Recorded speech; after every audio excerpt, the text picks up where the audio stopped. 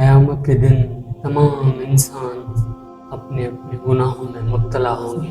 میدان حشر کی جانب جمع کیا جائے گا۔ ہر انسان ایک دوسرے پر الزام لگائیں گے۔ اس دن بچہ اپنے والدین سے کہے گا، بچہ روز قیامت والدین سے یہ شکایت نہیں کرے گا کہ آپ نے مجھے سیر و سیاحت نہیں کروائی، یا آپ نے ہمیں کھلونے اور مہنگے موبائل نہیں دلوائے۔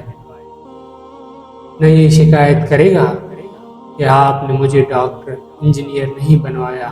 نہ یہ شکایت کرے گا کہ آپ نے اسے اے لیول او لیول مہنگے اسکول میں نہیں پڑھایا۔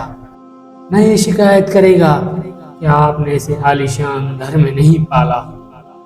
مگر قیامت کے دن وہ آپ کی گردن ضرور پکڑے گا کہ آپ نے اسے نماز کے لیے جگانا نہیں سکھایا، آپ نے اسے برائیوں سے بچنا نہیں سکھایا، آپ نے اسے قرآن و دین اسلام کی تعلیم نہیں دی، آپ نے اسے برے لوگوں کی صحبت سے نہیں بچایا، آپ نے اس کی شادی میں دیر کر کے اسے فتنوں میں مبتلا کر دیا، آپ نے اسے گانے سننے کی عادت ڈلوائی، آپ نے اسے خاص کر کے بچیوں کو ستر و حیا کی تعلیم نہیں دی، آپ نے اسے گندے لباس کی عادت ڈلوائی، آپ نے اس کے حصے کو کسی اور کو سونپ دیا، آپ نے اسے اپنے گھر سے بے دخل کر دیا، دوسروں کی باتوں میں آ کر آپ نے اس کو برا سمجھا، آپ نے اسے بڑوں اور رشتوں کا ادب کرنا نہ سکھایا۔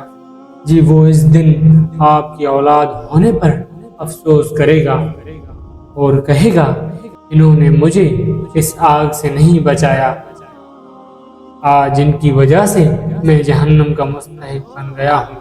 ہمارے پیارے نبی حضرت محمد صلی اللہ علیہ وسلم نے فرمایا، آگاہ ہو جاؤ کہ تم میں سے ہر ایک نگہبان ہے اور ہر ایک سے اس کی رعایا کے بارے میں سوال ہوگا۔ اللہ تعالیٰ کا فرمان ہے، اے ایمان والوں، اپنے آپ کو اور اپنے گھر والوں کو آگ سے بچاؤ جس کا ایندھن انسان اور پتھر ہیں۔